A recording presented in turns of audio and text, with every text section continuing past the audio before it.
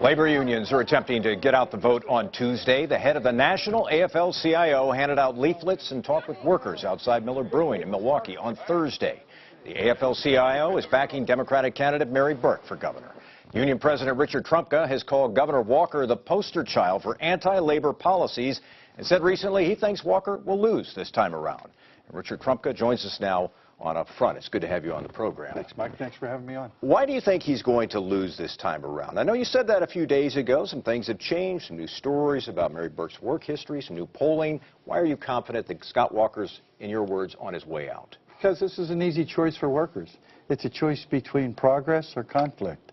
He's shown what he has, and he's bankrupt when it comes to ideas. He's against the minimum wage, even though 500,000 Wisconsinites would benefit from an increase in the minimum wage. He's against just about everything we stand for. He hasn't done anything. Promised to create jobs. He hasn't done that. And he thinks that the minimum wage, there shouldn't be a minimum wage period. So I think he's out of touch with people. And I think Wisconsin citizens are going to go to the poll. And here's the question I hope they ask themselves. Who's more likely to side with the corporate and the financial interests and the wealthy? And who's more likely to side with working people and middle-class families? And when they ask that question, it's a hands-down vote against Scott Walker. He won by about 7 points in the recall election in 2012. A lot of passion surrounding that election. Why will this time be different, though?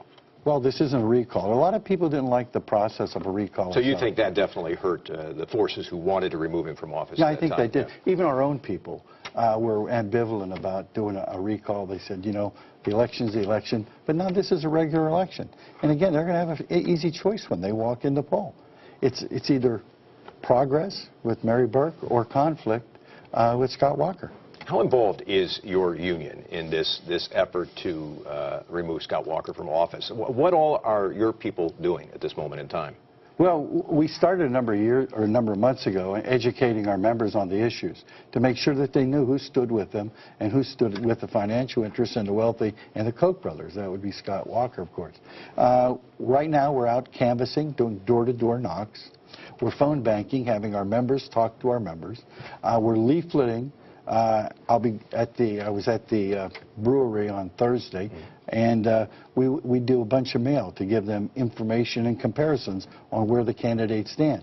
We have probably the most robust boots-on-the-ground program in this state that the AFL-CIO has ever had. You know, interestingly, his story is that big union bosses from around the country want me out.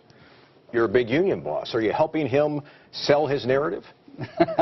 You're here in Wisconsin, and he's saying you're the guy who wants him out. It sort of tickles me, the hypocrisy of that, because he had Chris Christie in. Here's a guy, Chris Christie says, I'm sick of hearing about the minimum wage, coming to visit and help a guy who says there shouldn't be a minimum wage. They're so out of touch, it's unbelievable. We'll see. The people in this state, I'm not voting in this state.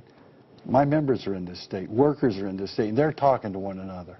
They know that what he's done has been bad for this state. He hasn't created the job. He's created conflict. He hasn't done infrastructure. He hasn't tried to solve problems. He's polarized this state, and they're very, very upset about that. This state needs to move forward. It needs to have somebody who's going to bring us together and actually solve the problems, not use them to hurt people. Remember this, Mike, just let me say this. He started off with a giant surplus. He gave that surplus away in tax breaks to the corporate interests and to the wealthy. And then he made workers in this state pay for the gift that he gave the corporations and the wealthy. They didn't forget that. They did not forget that. Are your workers enthusiastic about Mary Burke? And I ask that because, let's face it, Trek is a non-union company. Jobs, some production jobs have been moved overseas. She's a millionaire. Can they relate to Mary Burke? Can they get excited about Mary Burke? Well, let me ask you this. Do you think our members related to Teddy Kennedy? Teddy Kennedy was a millionaire, but Teddy Kennedy understood workers, and he understood working people, and he didn't allow corporate interests like the Koch brothers to buy him. That's the difference. She's not going to be bought. She understands workers. She'll stand up for workers. She supports the minimum wage. She will help us create jobs. And together, she will bring us together and not polarize us as a state. Final question.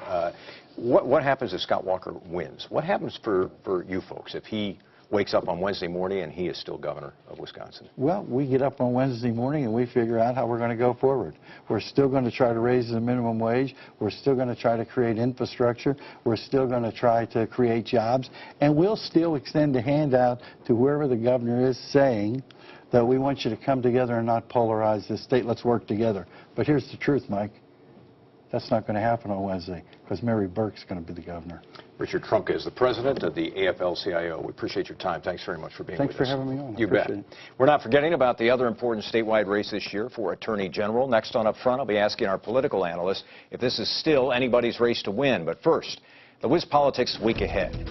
Polls are open from 7 a.m. until 8 p.m. on Tuesday. Due to a recent court ruling, no photo ID is necessary in this election. We'll be right back.